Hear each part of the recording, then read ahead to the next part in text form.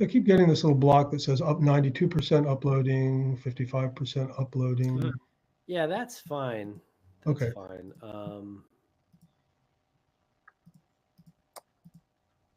Yeah, Lance, if you click up where it says live recording up top, click that and then it drops down.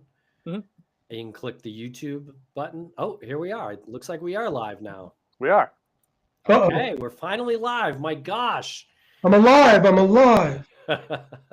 Okay. All right, let's do the intro again. Okay. So much is happening right now. Welcome, everybody, to Empty Frames Live. I am Tim Polari, here today with Lance Reinsteer. Now, Lance, how are you today? I'm doing fantastic today, Tim. I'm doing especially well because, first, just a quick apology to anybody out there. 2 apologies now. We just had some technical difficulties with this live stream. We are back. I believe we're live on YouTube. I'm looking at it right there. Great. So apologies for those technical difficulties. But we also said that we were going to have a first virtual live show, and that was going to be happening this morning at 10 a.m. But Tim was a little bit under the weather.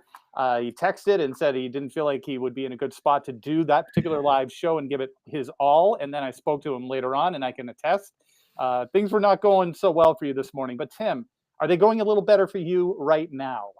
Definitely better now, and very excited to be hosting this live show on the Missing YouTube channel. But we're not talking about missing people today. We are talking about missing artwork today.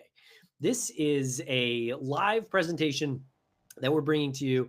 That this is from our Empty Frames project. That is a podcast about the Isabella Stewart Gardner Museum heist that took place in Boston, Massachusetts in 1990, where 13 very famous pieces of art were stolen, and it is still unsolved. The artwork has never been returned. If you'd like to know more about this, stick around for this show, but also check out our podcast, Empty Frames, on the subject. We've got 3 seasons. I believe there are links in this YouTube video that you could check out, take you right to the podcast. And today we're speaking with author Charles Pinning. Charles has been on the Empty Frames podcast 3 times before, and today we're doing something a little different. We're hosting this live show where he's going to go through his evidence of who he believes committed the Gardner heist. Charles, how are you today?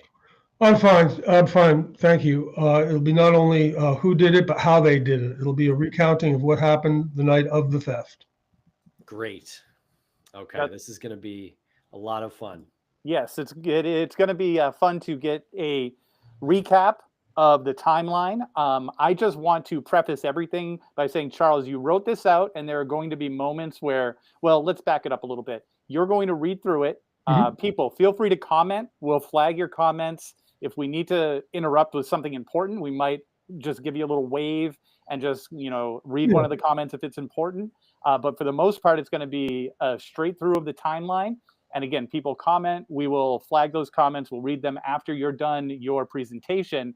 And again, right off the top, some of what you're going to be saying is what you're putting together based on your theory. These are not facts, but you might present it as something where they have said this. So, well, because we're following for 99%. We're following the security log timeline of the museum, and much of it is fact. But then at certain moments, there has to be a supposition of what they did at that moment that makes sense.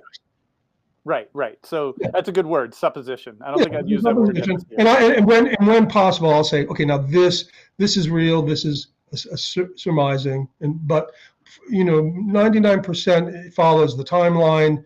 Everything moves predictably in a way that makes sense, and that was my major effort here, trying to have this make sense rather than be the craziness of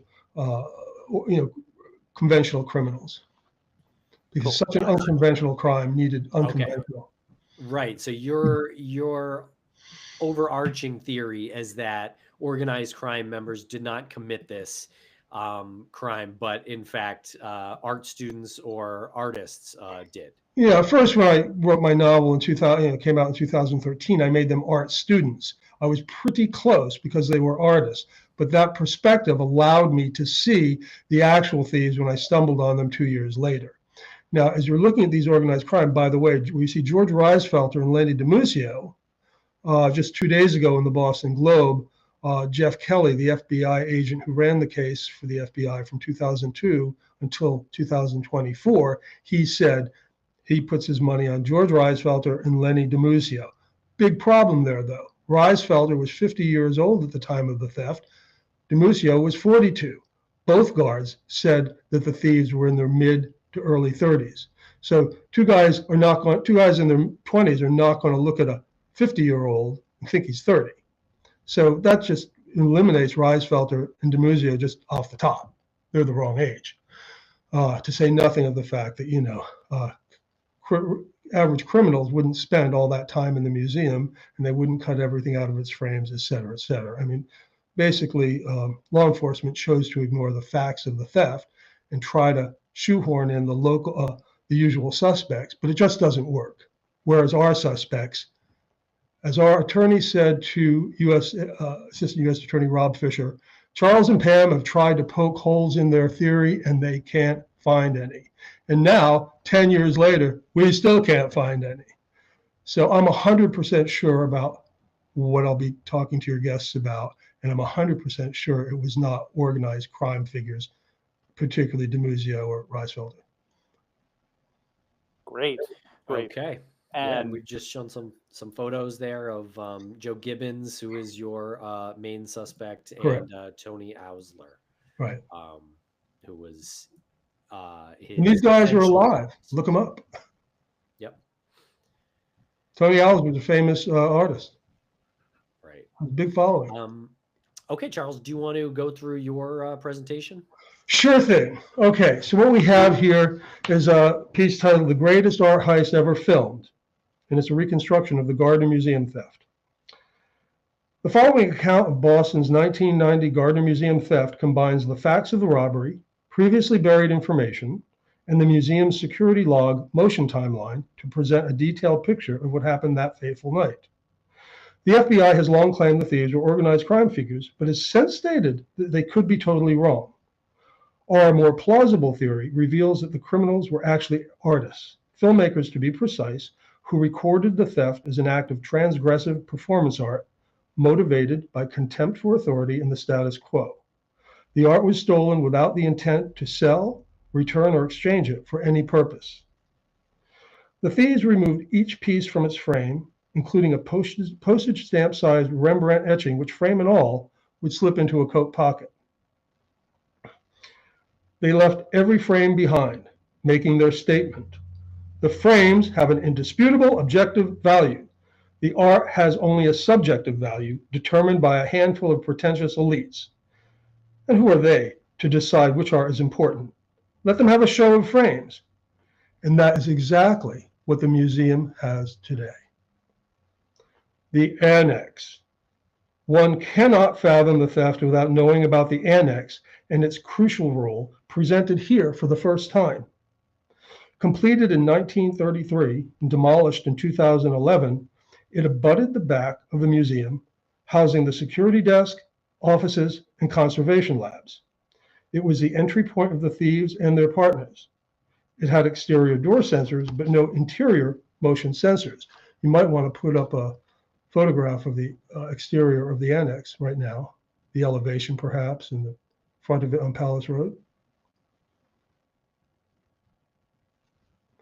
Okay, now that's a picture of the museum in 1984.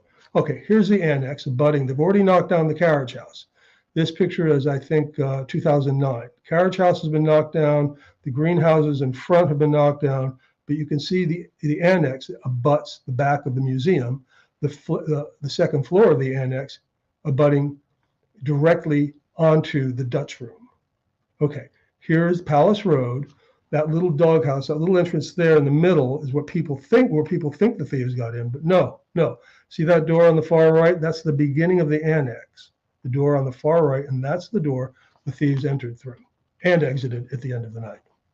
Okay, here's a full front of the annex, butting up. You see the back of the museum on the left. Switch back to that Palace Road one for a moment, if you can. No, That's the one after this one. There you go. So that's what it looked like from 1933 until 2011. That's the annex. You see the museum to the left, the back of the museum. There's the door the thieves came through. It was a three-floor affair, but the third floor was basically just an attic storage area. The first floor had the guard's desk, and it also had a small conservation lab and some offices, and the security director's office. The second floor had a large conservation lab. This building was about 30 feet wide, 60 feet long. Okay, it's butting up against, there are 3 windows at the back of the Dutch room.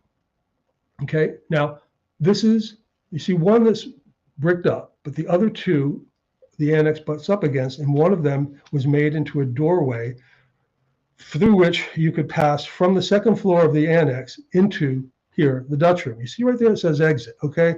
When the annex was, when Gardner built this museum, it was a house. So she didn't have a fire exit on this side. When they submitted plans for the annex, they had to submit them to the city, which undoubtedly said, you're going to have to put in a fire, an exit, a fire exit out of the Dutch room.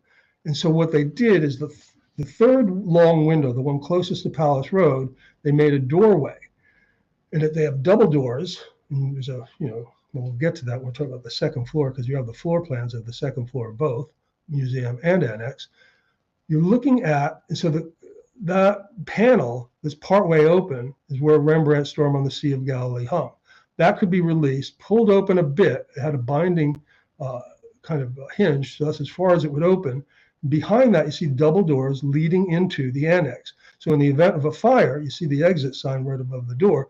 People could go behind the panel, through the double doors, across the second floor of the annex, and then out the exterior stairs at the back of the annex.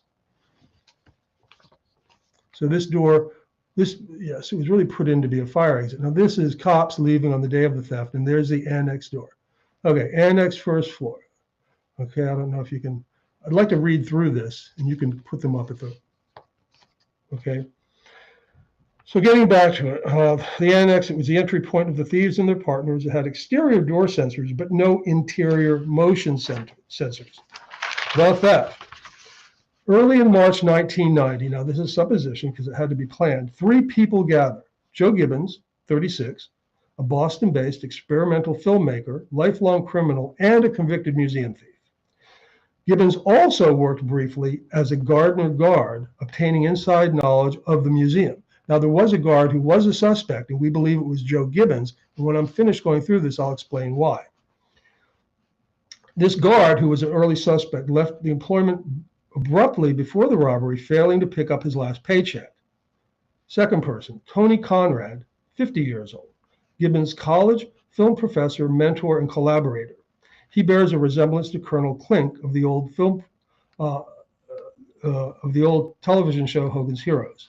The third person at this meeting is Rick Abbott, 23, an overnight guard at the museum who has submitted his 2 weeks' notice. Our supposition is they have come together to discuss Gibbons' desire to shoot a mock theft movie at the museum while Abbott is still employed there and can admit them. Abbott had friends into the museum overnight, so this to him, what the hell? Good time fun before he shoot this mock theft movie before he leaves employment of the museum in a couple weeks. Okay, this is real. March 17th, 1990, St. Patrick's Day, Isabella Stewart Gardner Museum, Boston, 11:30 p.m. Abbott reports for work at the security desk inside the annex. 15 minutes later, 11:45 p.m., Randy Hestan, 25 years old, usually a day guard, arrives, replacing a regular night guard who called in sick. Abbott only learns about this personnel change when Hestan arrives. Okay, 15 minutes later, we're at March 18th, 1990. It's midnight. It's 12 a.m. While Hestan staffs the security desk, Abbott begins the first rounds of the galleries guided by a flashlight. He starts on the top floor and works his way down to the security desk by 12:30. This is all real. 12:30 a.m. Abbott tells Hestan he'll do a back-to-back and begins the second rounds. Typically, guards alternate rounds. Okay, supposition, 12:30 a.m., dressed in security guard uniforms with police hats and scanners, Gibbons and his best friend and roommate, Tony Osler, 33 years old, also a filmmaker, leave their Jamaica Plain apartment in Gibbons's off-white hatchback. 12:45 a.m. Gibbons and Alzer pull up to the curb near the annex entrance on Palace Road. Students, this is true, leaving a nearby party, notice two uniformed men in an off-white hatchback parked there from 12:45 to 1 a.m. 12:53 a.m. Almost finished with his rounds, Abbott enters the first floor blue room. He removes a small 10 by 13-inch Manet painting, Chez Tortoni. He hides it somewhere between the blue room and the security desk in the annex, perhaps in the deep sarcophagus in the west cloister bordering the center courtyard. This will be the stolen painting for the mock theft movie, after which Abbott will put it back on a later round. Abbott is the only motion detected in the blue room the entire night. 1 a.m. Abbott returns to the security desk and Hestan begins his rounds. Rounds take about 30 minutes each. After Hestan leaves on his round 4 minutes later, 1:04 a.m., and this is real, 4 minutes later, Abbott leaves the security desk and walks around the corner through the foyer door to the exterior door of the annex and opens the door for Gibbons and Alzer to enter. Now we know that Abbott opened the door at 1:04, but he said, well, he just opened it to see if it was, to check if it was locked, which of course makes no sense. Abbott tells Gibbons and Alzer that he's grabbed the Manet and where it's hidden. However, a different guard is on tonight and possibly won't play along with the filming as the regular guard might. In law enforcement scenario, which they base on what Abbott told them, Abbott merely opened the door and closed it to make sure it was locked, as I just said. Gibbons tells Abbott to call Hestan back to the security desk. Abbott summons Hestan with his walkie-talkie. This makes sense because if, in fact, Abbott let the thieves in at 1:04, Hestan would now be deep into his rounds and would need to be summoned back by walkie-talkie. However, if Abbott had buzzed the thieves in at 1:24, as law enforcement claims, there would be no need to summon Hestan by walkie-talkie. He would be just about finished with his rounds and would appear momentarily. When Hestan appears, Gibbons and Alzer announce, "Gentlemen, this is a robbery," and they handcuff Abbott and Hestan. They wrap duct tape around their eyes and mouths and guide them separately down to the basement of the main building, the museum, securing them 40 yards apart. Abbott has been double-crossed. Alzer, handcuffing guard Hestan to the leg of a sink, says he's sorry that they must do this to him. He asks Hestan if the handcuffs are too tight. Hestan says yes, and Alzer readjusts them. That's fact. Waiting for at least one fellow filmmaker to arrive, Gibbons jimmies a candy machine, tossing a wrapper on the floor. 1:24 a.m., entrance door open of the annex. Tony Conrad, and possibly another intimate of the filmmakers arrive. Armed with video cameras, they ring the bell and Gibbons buzzes them in.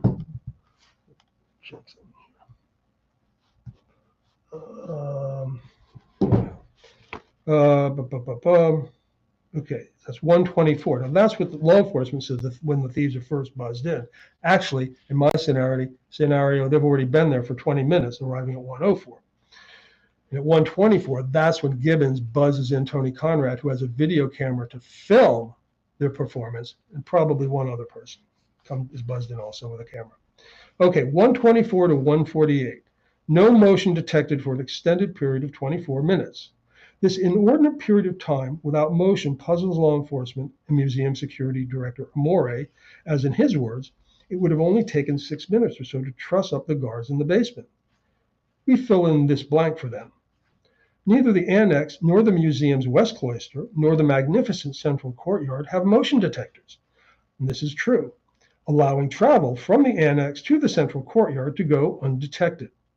We believe that during this time, Gibbons, Alzer, and Conrad, with camera and perhaps another camera operator, were using their Manet to make a film in the central courtyard, denouncing Isabella Stewart Gardner for being an imperious Gilded Age art thief who perpetuated a narrow elitist view of what constitutes great art. Tonight, they declare, she will finally get what's coming to her. They then return to the annex and leave the Manet at the security desk before proceeding into the annex elevator, the old metal wheels rumbling as the double doors open and close. From his bound location in the basement, guard Hestan hears what sounds like a rolling car and more than 2 people upstairs. And indeed, Hestan did say that. And by the way, The annex had no stairway. It only had a large freight elevator from the first to the second floor. Okay. On the second floor, they exit the elevator and enter the conservation lab. In the lab, after pulling open the double doors leading toward the Dutch room, they find that the gallery's secret hinged wall panel with Rembrandt's storm on it won't push open. Gibbons goes down the annex elevator to the first floor, walks into the museum's west cloister, climbs up the west cloister staircase to the museum's second floor, and goes down the hallway and into the Dutch room. And that's when law enforcement say the thieves are first picked up after they entered showed up on the annex door. Of course, they never talk about the annex. Okay, 148 to 212, motion detected. This is true. Gibbons enters the Dutch room. This is the first motion detected after the thieves first entered the annex, and frees the hinged damask-covered wall panel upon which Rembrandt's Storm on the Sea of Galilee hangs, swinging it open and exposing the secret entrance to the annex's conservation lab. That's the exit, the fire exit. You can see the exit sign, poorly hinged just enough to satisfy inspectors. With the panel open on which the Rembrandt hangs, Alzer and Conrad, with his camera and possibly one other person with a camera, can now step into the Dutch room to film performances of shocking anarchy. Gibbons and Alzer lift Rembrandt's large, approximately 4 by 5 foot storm from the wall panel and his equally large Lady and Gentleman off the wall. Illuminated by a flashlight and a video camera's light, Gibbons slices the 5 foot tall Rembrandts from their frames. Meanwhile, Alzer, a francophile and collector of banners and winged objects, proceeds down the hallway to the short gallery, bent on stealing a regimental silk flag carried by Napoleon's Imperial Guard. Gibbons removes Vermeer's The Concert and Flink's Obelisk, both paintings approximately 30 by 30 inches, from their frames. Obelisk was long attributed to Rembrandt. Gibbons and Alzer remove every piece they will take from its frame. Alzer is having a hard time getting all the screws out of the frame that holds the flag. He returns to the annex lab through the Dutch room to search for a different tool. Still in the Dutch room, Gibbons is separating a miniature Rembrandt etching from its frame, leaving the small pocketable frame on a table. Alzer rushes back to the short gallery. Giving up on the flag, he grabs the bronze eagle finial mounted above it. He also takes 5 small Edgar Degas drawings made with pencil ink and watercolor on paper. Still in the Dutch room, Gibbons unfastens and removes a bronze gu, an ancient Chinese drinking vessel, from atop a small table. Okay, it's now 212 to 222. No motion is detected. Again, this has puzzled Security Director Amore. What were they doing? Where were they? No motion was detected from 212 to 222. Well, what I say is they exit the Dutch room via the fire exit behind the hinge panel, right, in which the storm had hung. The R is then loaded into the annex elevator and taken down to the security desk. Checking on Hesdan and Abbott in the basement, Gibbons instructs Abbott on the story he must tell the authorities. He reminds Abbott that he's an accomplice before the fact, that he let them in, took the Manet from the blue room, and will go to jail if he deviates from the story. 223 to 227. Motion is detected. Gibbons and Alzer return briefly to the Dutch room, probably looking for a tool left behind. 227 to 240. No motion is detected again. Back down at the security desk, Gibbons kicks in the locked door to the security director's office, taking the video recording of their presence outside the annex and at the security desk. They remove the Manet painting from its frame, leaving the frame on the security director's chair. They rip the paper, hard copy, of their detected movements in the museum from the security desk printer, unaware or forgetting that the same movements were recorded on a computer hard drive. Okay, this is all off the radar. It's not being recorded because the annex has no motion detection. 2:41 a.m.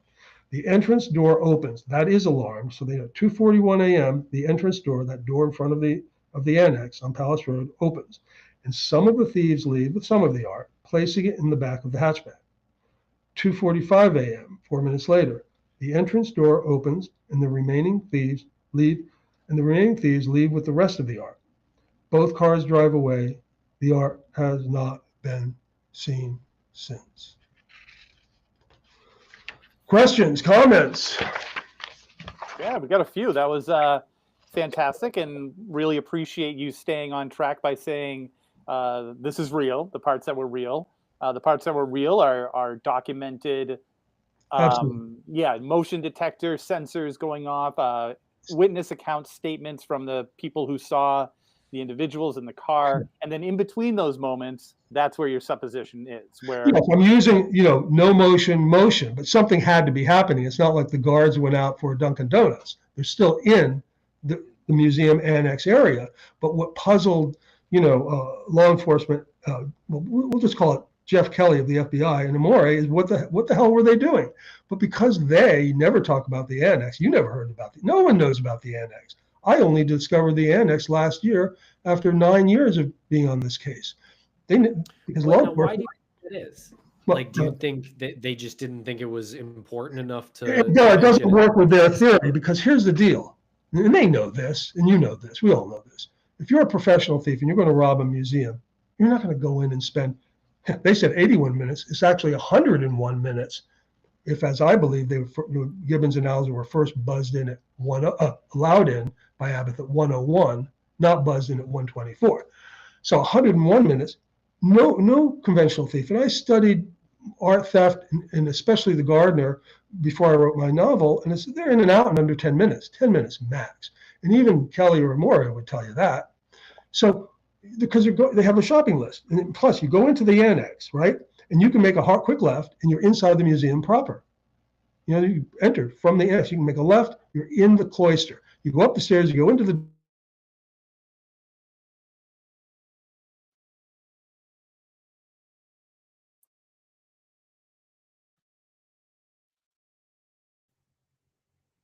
it's too hot. Did we? Okay. Did Charles? Charles froze up. Sounds like he froze up. Okay.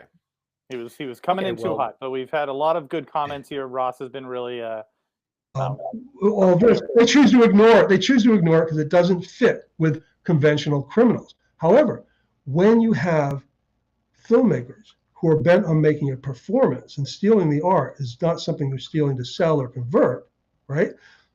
That's not what they're about. They're putting on a performance. And so they can use the annex. They need all of this time. They can use all of this time when they're on the radar, off the radar. That doesn't particularly matter to them. So seen through the lens of Gibbons and Alger and the filmmaker's thieves performance, well, the annex plays a pivotal role. Plus, professional thieves would not have known about the inside of the annex. That's an inside job. That's inside information. The freight elevator only, the double doors behind the hinged panel. And that's why one of the several reasons why I believe Gibbons' work was that short-term, part-time guard who fled to France and was a principal suspect right after the theft occurred.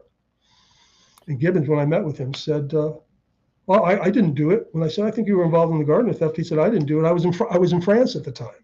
Wow, all the countries to pick, right? But then he said he lost his passport, so he couldn't prove it. Okay, so that's a strange detail there. So you're saying that there was a guard who had worked at the Gardner and Correct. was in France after the heist? Yeah, I mean, this is very interesting. There's a 1994 New York Times article written by Ralph Blumenthal. And when I ran across this, more things fell into place. Yeah, here we go. This is 1994 New York Times article. There had been a guard, a fine arts academician, and Gibbons, by the way, did teach at Mass Art in the museum school back then, both next door to the Gardner. So he said there'd been a fine arts academician who had briefly worked at the Gardner and left abruptly before the robbery, failing to pick up his last paycheck. When agents tracked him down and questioned him, he submitted to a polygraph examination, which he failed, his answers suggesting deception. He also ran out of the room during the poly. Suddenly, he became a prime suspect. But when a private investigator and former FBI agent, Robert Fitzpatrick, who lived in Rhode Island, right, where Gibbons grew up and where his parents lived, looked into the matter further for the man's family, Gibbons' parents lived in Rhode Island at the time, the deception was traced to a personal matter unrelated to the theft. He passed a subsequent test and was eliminated as a suspect, the FBI confirmed. Okay, now Ulrich Boser writes about this early suspect, this short-term guard. And so does a woman who writes about it for later for the Reader's Digest. And they both call the name they give this guard is Jeff. So if you're talking to the FBI about this suspect and the guy's name is actually Joe, all right, but you can't say that. You have to plug in another name. How interesting that the name they plug in is a J name. Okay. Yeah. And he gets off the hook by this the family hires this disgraced Boston FBI agent, Robert Fitzpatrick, who, was convicted of perjury in the Whitey Bulger trial in the early, like 2013 or 14, becomes a private eye, lives in Rhode Island. Gibbons' family lives in Rhode Island. They hire this family hires this guy to get their son off the hook, the son who's fled to France. What can I say? Now, I would love to know who that guard is. Yeah. Let me ask a question. Let me jump in real quick. So since we don't know for sure that it was Joe Gibbons, I will say though, if there was confirmation of that, I have to imagine your theory is really cooking with gas. And I don't know why. He was the guard. Yeah. Well, if he was, if he wasn't. I'm sorry, go ahead. Where does that leave us if he wasn't? If he wasn't, there's still a mountain of evidence pointing to Gibbons and Ellsler. There's still all of the other evidence. But if he is the guard, well, as Pam had said, now you've got your man. And we tried. Boy, our attorney, great guy, one of the top criminal defense attorneys in Massachusetts, a former assistant U.S. attorney himself, brought us to, in 2022, we met with then acting U.S. Attorney Josh Levy, right, who had taken over because Rachel Rawlins got into her problems. So we met with Levy and we brought him our information to that point in 2022, which is voluminous, and is in that report you have called Who Robbed the Garden Museum and Why. And when we left that meeting, our attorney said, they've got to check on the Garden in France. They've got to check on that because we talked about the Garden in France. Well, what the U.S. Attorney's Office did was they just kicked the whole thing back to Kelly at the FBI because the U.S. Attorney's Office is not going to die on the hill of the Gardner theft. It was a victimless crime. They go after, terrorists. They go after, people who are money laundering. They're going after child molesters. And man, the FBI owns that case. The FBI owns the Gardner case, and they were not going to risk embarrassing Jeff Kelly, who'd run that case since 2002. They were not going to do it. I'm going to jump in real quick and just address a couple of comments. A lot of people are just catching up on this. Some of them are just catching up on the heist itself. So they're sort of jumping in with both feet without getting a full sense of what exactly took place. But Ross had commented early at the top. He had a question about the financial situation of the museum. He asked, wasn't the museum in some sort of financial distress around the 1980s? Did you know anything about that? Well, yeah, I remember reading that the Lyle Grindle, who was the head of security then in the 50s, until they hired Amori in 2005, he was always going hat in hand to the trustees saying, we need this, we need that. I believe they had even had people security experts who said, you need to beef up this.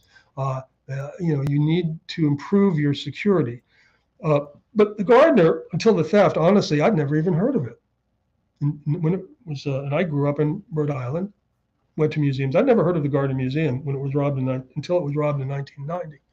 And pretty much it was a sleepy little affair controlled by a bunch of wealthy trustees that not many people knew about. Mm-hmm. And, like classic Yankees, they were kind of on the cheap side. They might have had millions in the bank, but they didn't want to spend any money. It had a leaky roof, apparently. Literally, water was coming in through the roof. And so here you have millions in art. You have a leaky roof. The security is substandard, but nothing ever happened there. Decade after decade went by. Nothing ever happened. And so it was a sleepy little place that needed to be upgraded. Nobody wanted to spend the money. The security director, Lyle Grindle, would have to beg, for one thing or another. One of the reasons why probably there were no motion detectors in the annex, in the West Cloister, not even in the central courtyard, is because I guess they figured, well, the doors are alarmed, so that would pick up anybody coming in. So why do we need motion detectors in the West Cloister or the annex? But that's really cheaping out, because on the second floor of the annex in the conservation lab, you'd have priceless paintings being restored or worked on at any given time, right? Mhm. And so they were just cheaping out. There's no other real way around it. He also asked, Ross, that is, also asked about the police uniforms, or made a comment about the police uniforms. Do we know, are we confident in saying that these are police uniforms, or are they security uniforms? No, not at all. In fact, the museum, Anne Hawley, received a 1994 letter postmarked in New York from somebody who she felt was legitimate, wanted to get some money for, was trying to claim that he had access to the art and wanted to parlay it for a certain amount of money. And she thought this was a legit letter. And he qualified himself. This letter writer qualified, legitimized himself by saying the thieves were not wearing Boston police uniforms. Rather, they were wearing security guard uniforms. And so, you know, the people on the inside knew that was true. That was a point of qualification. So no, they were actually wearing security guard uniforms. And of course, Gibbons worked security. If he worked at the Guard, he'd have one. But he also had worked other security jobs in his life. And so he would have a security guard uniform. Yeah.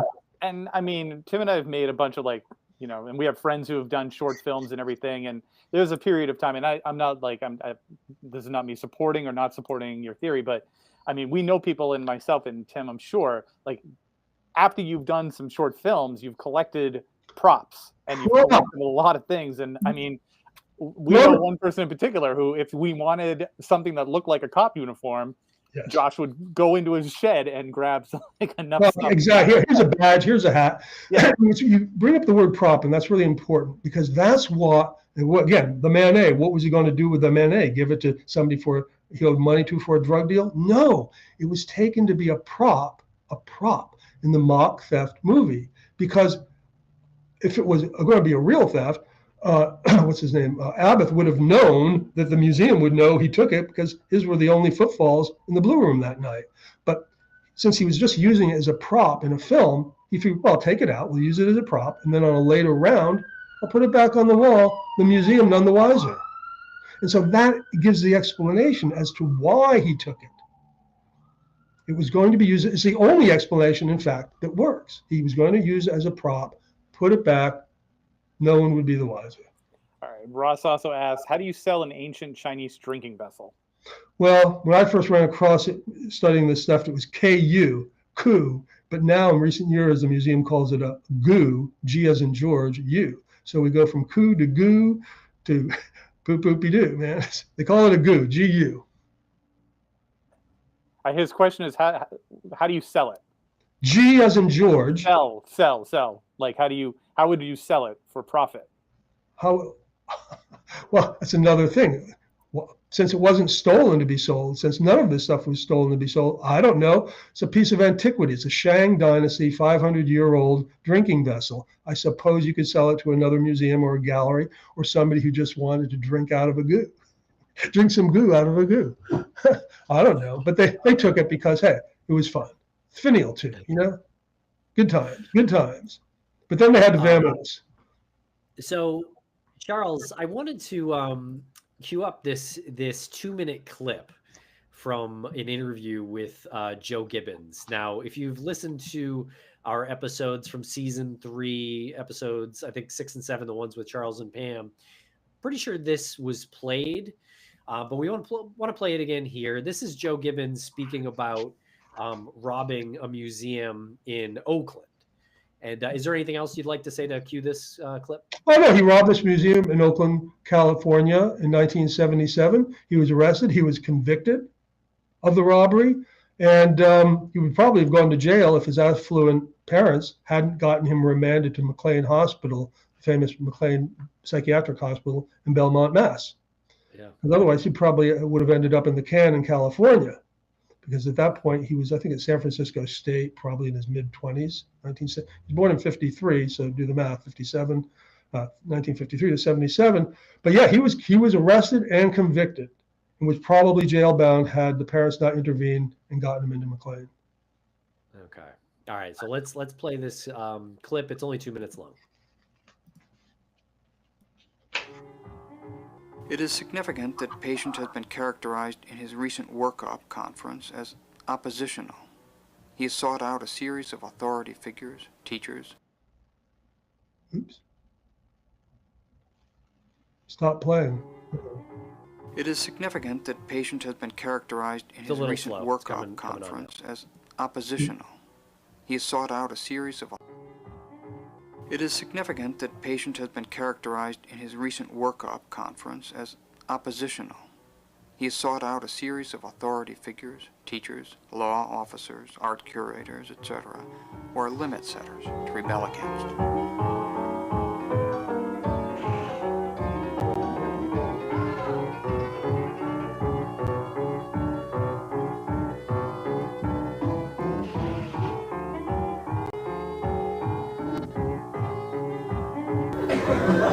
I thought there was an alarm attached to them. They do that at some places. And I think they started doing that after this incident happened.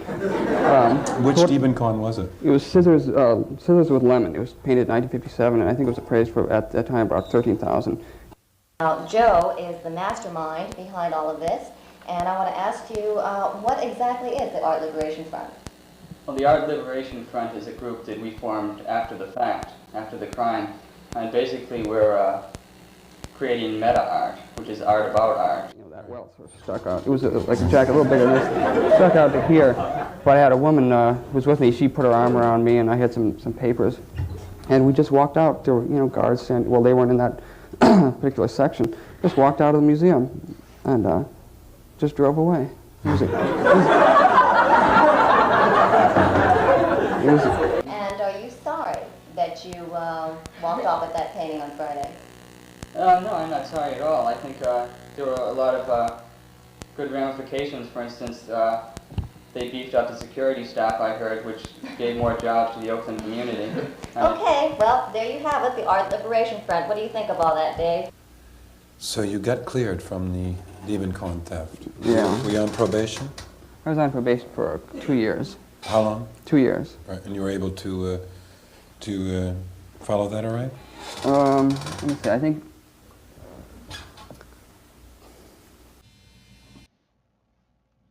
There you go. He doesn't steal for money. He steals for an ideological reason. And that explains the Gardner theft. Listen, even Ann Hawley after the theft, okay, in that same New York Times article, she says, in that same article about the guard by Ralph Blumenthal, about the guard who was tracked down in France, okay, get this. In 1994 New York Times article, Ann Hawley, the museum's director at the time of the theft, shared her view of the crime. Quote, Ms. Hawley said that she suspected the message was a political one.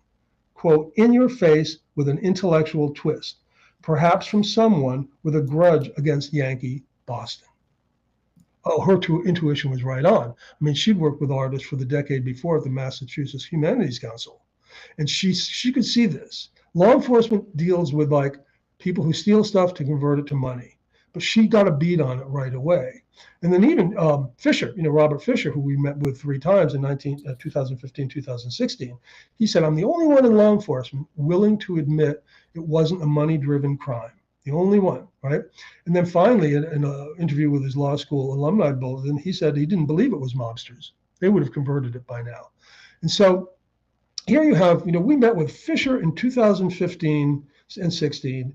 We contacted through our lawyer, this guy, J.T. McNeil, who succeeded Fisher. And then in 2022, we go to Josh Levy. Now, believe me, if they had actually known who did it, okay, if they were swallowing what Kelly was speaking, they wouldn't have taken the time to meet with us. They would have said, we don't need to talk to you. Come on. But they kept meeting with us because they didn't know. They hadn't figured this out. And that's why they've never gotten the art back in 35 years. Right. Now, I have to imagine if they knew that Gibbons had actually been an employee at the Gardner, they would have, really pursued that. They did pursue it, but he alibied out. Like this guy, Robert Fitzpatrick, helped get him off the case. And the first FBI agent who ran the case, a young guy, about 26 years old, a guy named Dan Falzone, was the first FBI guy running the case. They accepted it. He got an alibi. And apparently, once you alibi out in a crime, you're pretty much good to go. They typically don't go back. So when people were reading the case file, and Fisher said he read all 62,000 pages of it back in 2010, 12, when he was first put on the case, you hit somebody who's alibied out and you pretty much move on to the next thing, okay? And plus, who's going to remember his name except the people who dealt with him directly back then? Falzone, who I talked to on the phone, it was like talking to, Douglas MacArthur or something. And they just don't tell you anything, okay? And so your question being, I don't know. But it comes back to the fact that, hey, Jeff Kelly and Anthony Moore do not want us to be right, okay? Because they've been experts for a combined 42 years now, right? Kelly from 2002 to his mandatory retirement at age 57 last year, 2024. Morey was hired in 2005, still with the museum. They have accomplished nothing. I mean, nothing. Goose egg. 22 years for Kelly, 20 years for Morey. Morey has built a cottage industry of casting himself as a self-styled art theft expert, put out four or five books. Kelly has made endless lectures around the world and the country, PowerPoint presentations saying who did it and blah, blah, blah. If we're right, they will look foolish. They will just look foolish. Now, I saw the clip there, and everybody saw Joe Gibbons giving interviews and talking about it to the public, and just being public about that theft that he went to jail for. But if he was responsible for this, why wouldn't he be coming forward now and using that spotlight in a similar? Tony Alsler. Google Tony Alsler. Tony Alsler is his best friend. They live together in Jamaica Plains. They robbed the museum together. If he says what happened, he throws his best friend, who's probably helped keep him propped up financially over the years, under the bus. He won't do it. Alsler has a banging career. Okay, look up Tony Alsler. Within the world of avant-garde art, Tony Alsler is a big name. Okay, so if Joe told the truth, then Alsler would be cooked. And he's not going to do it to him. Now, if Alsler wasn't around, sure, Gibbons might do it. He's crazy enough to do it. It might enhance his career, but it will destroy Alsler's. Now, in the last conversation that we had just a couple of weeks ago, it aired on Empty Frames, we spoke with you about the times that you had spoken with Joe Gibbons about this, but we didn't ask about Tony during that conversation. Have you spoken with Tony Alsler about this? I did. When I realized I was going to go public with this, and that was a few months before we did our Empty Frames interviews, and in 2020, July and August of 2020, I knew I was going to go public in some way, so I phoned Tony Alsler, and I had 2 phone conversations with him. And I told him, I asked him. I said, "Were you involved in the garden theft?" No. Was Joe? He said, "No, I don't think so. No, I don't think so." And I said, "Well, I think you were, and I have some questions to ask you." So we talked, and he said, "No, they weren't involved."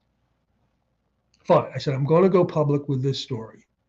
How are you going to go public?" I said, "I'm not sure yet, but I'm just being upfront with you and letting you know. So if you have something to say, can you give me one incontrovertible piece of evidence that you were not involved?" He had no answer.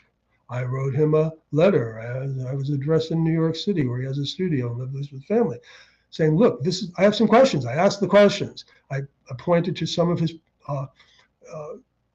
art concoctions. What does this mean? It seems to me that you're referring to the art theft. And no response to the letter. No response. They were aware of your podcast that you did with us. Joe Gibbons friended you. You friended him on, I think, Facebook or whatever it was, one of the social media sites. So they knew about you. Okay. Now, I asked an attorney in Providence who used to be, a libel lawyer for the Providence Journal. And he said, "Oh, no, Charles. I mean, if somebody accused me of a crime like that, they'd be hearing from me. But they've laid low for 35 years and it's worked for them." So I told them, and here we are again. Let's see if maybe you'll hear from them this time. I doubt it. Why? Why would they? Being quiet has worked very nicely for them. But they no longer drop hints. You see, it's like one of the things. If somebody gives you a picture of a fox and asks you to look for a bear, you're never going to find the bear. The FBI just had the wrong people all of the time. They couldn't make progress. But once Pam and I discovered Joe Gibbons, everything just came cascading down. All the, and so when I finally met with Joe, back in 2017, when Steve Kirkson and I showed up at his doorstep in New York, everything stopped. Joe stopped putting up his little movies that were like hints, like day one at the Doppelganger Clinic, where he recreates the stealing of the coup, he steals a tabernacle instead. All of Tony Alzer's winged, kind of banner things on Instagram stopped. It all stopped. And if you've noticed, Joe Gibbons has been totally silent since his, since he was sentenced for the Rhode Island bank robbery in 2017, 6 years suspended, 6 years probation. They all stopped. No more hints, no more games, because this is serious business now. And can we just talk about that briefly? His bank robbery that I guess him and his lawyer said was performance art? He said, for sure. I mean, in 2014, November 2014, he robbed a Citizens Bank in downtown Providence. And then on New Year's Eve, 2014 New Year's Eve, a month later, he robbed a Capital One bank in Lower Manhattan. And he got caught. He didn't get caught in the Providence one, but he got arrested in Manhattan. And he had a little video camera with him. And he said, this is just performance art. I was just filming it. Performance art. And so he was sentenced to a year in prison at Riker because the judge said, hey, performance. You tried, you gave somebody a demand note. When you give a teller a note saying, give me money, all hell could break loose. You don't know what's going to happen at that point. So he had a little camera. So he just claimed it's performance art, making a performance art. Yeah, it was a performance, just like The Gardener was a performance. But you believe that? You Yeah. believe that it was a performance? The Gardener? Well, both. I mean, Oh, yes. Well, yes. Well, if you're an artist, an experimental avant-garde artist, sure, you can hide behind. I mean, didn't one of those actresses, some Hollywood actress, get caught shoplifting years ago? And she said, I was just rehearsing for a part. Who's the one? She was in Beetlejuice. Winona Ryder, I think. Winona Ryder. She was caught shoplifting in Hollywood, and she said, I was rehearsing for a part. I really wasn't shoplifting. So, no, I really wasn't. I was doing this as a performance. Now, The Gardener was performance. Remember, Joe said in that interview you just aired with him after the Oakland theft about his Art Liberation Front, we're creating meta art, which is art about art. So the Garden Museum was the art. The performance of stealing it was the meta art, the art about art. Okay? He'd already laid all of his cards out on the table about who he is and what he does. The problem is with law enforcement, that's not who they look at. I read an interview that Jeff Kelly gave a few years back, and he said the thieves were unsuccessful because whoever robbed the Gardener was never able to sell it or convert it into money or anything else. It was very unsuccessful. And I thought, no, dude, they were so successful. What does it say in the Art Liberation Front? The frames are the thing. The frames are what is important. They have the real value. So they left the frames behind. But they didn't treat the frames with great respect. In the photos, it looks like one of them is smashed and the others are kind of on top of each other. Some of them. But guess what? They just had a thing. They just restored the frame of Rembrandt's Storm on the Sea of Galilee. They're giving all this attention to what? The frames. Gibbons has to be cackling. I mean, this is funny. They left behind the frames. What is truly valuable? Something that has an actual value can place upon. A painting only has a subjective value. And he says this after the theft in Oakland. And so they leave behind the frames. That's making their statement. Some of them got cracked. How hard is it to put? You can put a frame back together. Come on. The little frame around the Rembrandt, that was in fine condition. So they just had a big hoopla of rehanging the restored frame that held, in the Dutch room, which they're restoring the whole room. But my God, he demanded of the Oakland Museum after the theft that they have a show of frames. I mean, what does the Gardener have? A show of frames. He's won. So there's Jeff Kelly saying, nobody won here, nobody, profited. He's so wrong. They won in spectacular fashion. I have a couple of points on that, just to hear your thoughts on. if they wanted to prove that the frames were the things that were so valuable, why didn't they take the frames and leave the artwork and leave that question? And two, how would they have known that they're going to hang the frames in the museum anyway? They didn't know, but they left the frames behind. Right, I mean, but if they left it behind, they took, that was their statement, though. I ask you, would any thief who is we think of as regular thieves take everything out of its frame, including a frame that you could a Rembrandt etching, that frame and all you could slip into a coat pocket? Even Fisher talks about this. No, every aspect of the Gardner theft doesn't fit with conventional thieves, mobsters, organized. It just doesn't fit. So they left all the frames behind. That's the statement. Nobody would take everything out of its frame, including that, and leave the frame behind, including that little Rembrandt that you could just put in your pocket, frame and all. Yeah, but what if they had like packing tubes and they needed to roll up everything and put it in so that they could leave with everything in a couple of tubes or cases or something, and the frames are just too cumbersome, including the small one? Because then they wouldn't be making the statement of leaving all the frames behind. Plus, you can't roll up those Rembrandts. They're kind of like a cardboard, backing on them. You have to carry them out flat and lay them flat in the back of a hatchback. You can't roll them up without utterly destroying them. Yeah, right. And we've talked about that before. That, I mean, by rolling them, it's just not even possible. You just drag them out. You cut them out of the frames. You throw them in the freight elevator, which is big. You take them down. You carry them out. You put them in the back of your hatchback, and you go. Why wouldn't they hang the frames back up? They didn't hang them. Why would the museum? No. Why wouldn't the thieves hang the frames back up? Because at a certain point, after 101 minutes, they had to get out of there. Have you ever done anything that wasn't on the up and up, and you're doing something and you realize, time to go. You don't want to press your luck too much. They had been in there for a long time. They're not going to hang them back up. Hey, let the museum do the dirty work. Why should they work that hard? Leave them on the floor.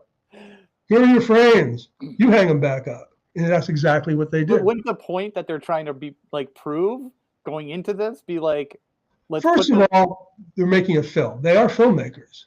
So they're making a film in a gorgeous, wonderful, exotic setting.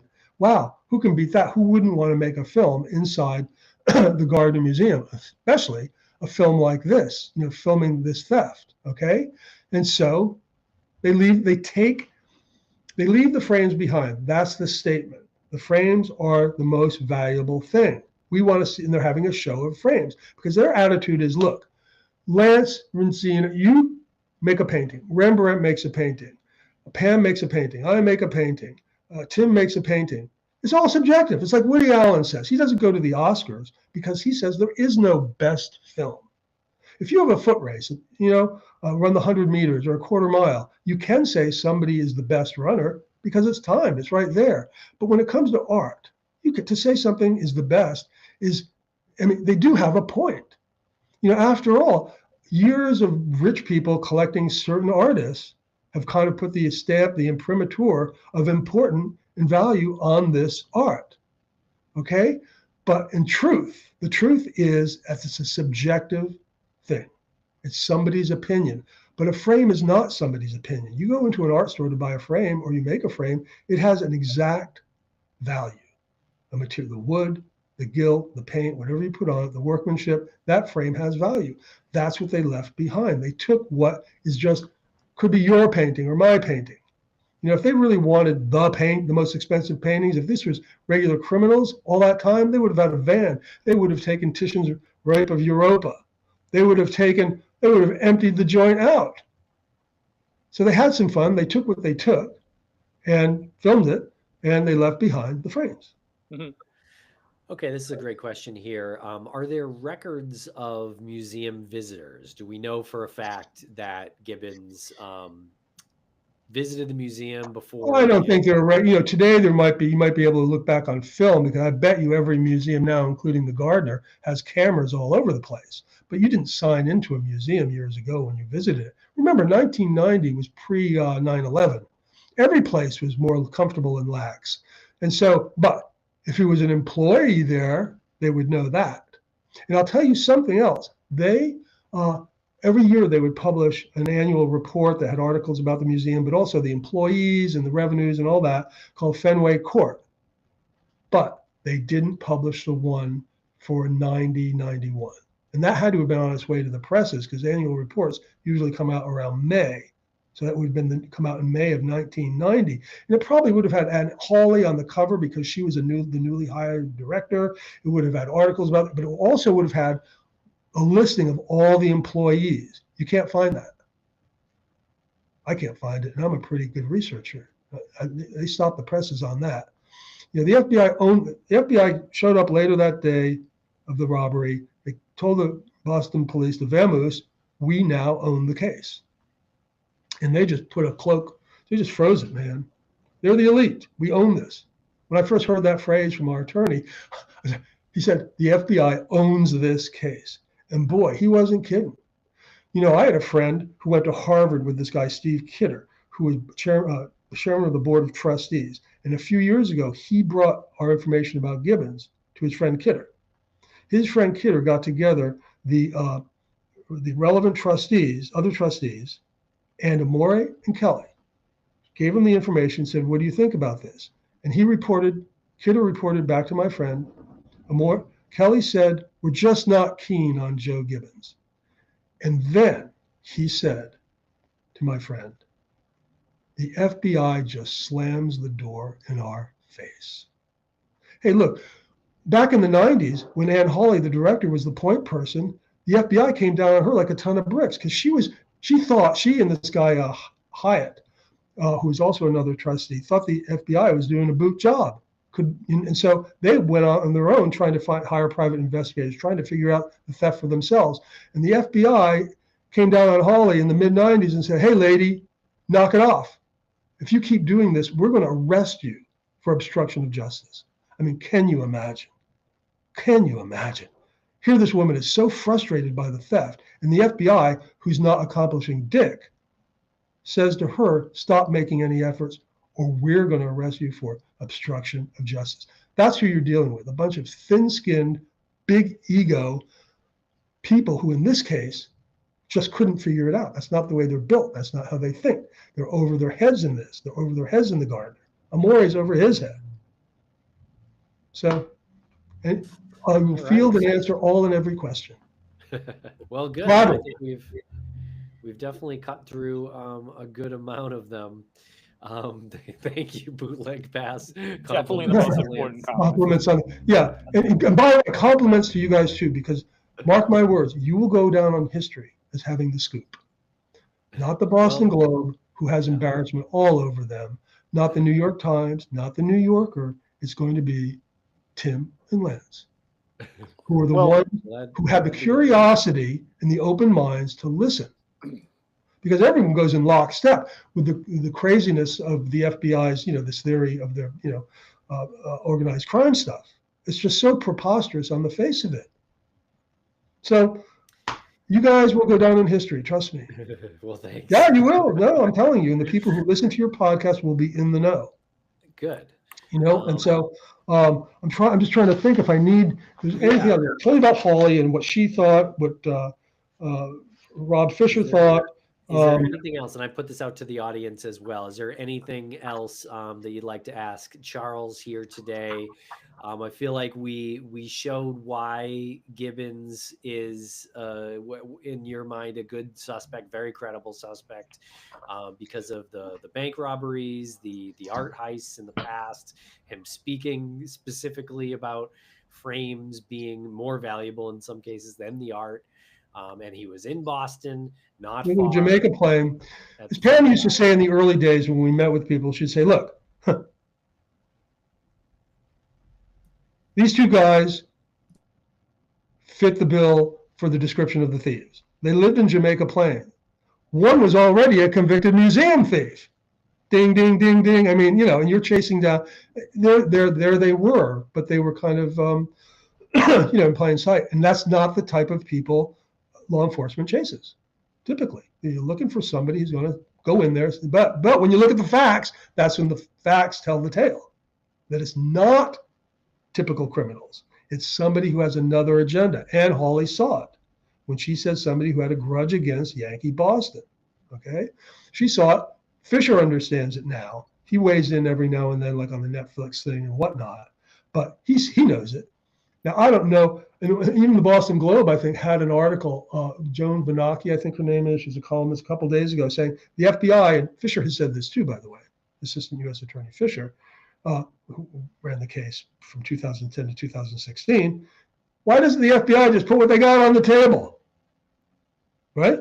Show us what you got to help solve the case. But the deal is they're the elite. They don't want any help. There you go. It's their case. They own the case. And the FBI, and all the time I've been involved, is Jeff Kelly. And by the way, I crossed swords with Amore. When my book came out, I sent an email to the staff of the Gardner, hoping that they would buy copies, saying I had an alternative theory. And Amore got back to me within 2 minutes, saying I had nothing to do with this book. I will not be buying this book, blah, blah, blah, blah, blah. And then when I found Gibbons, our attorney met with, in June of 2015, he met with Kelly, Amore, and Fisher. And he gave them Gibbons' movie, Confessions of a Sociopath, and all the evidence we had up to that point. And he didn't say, he told us, I didn't say who I represented. I just said I represented some people from Rhode Island. And then he said, Anthony Amore said, you don't represent Charles Pinning, do you?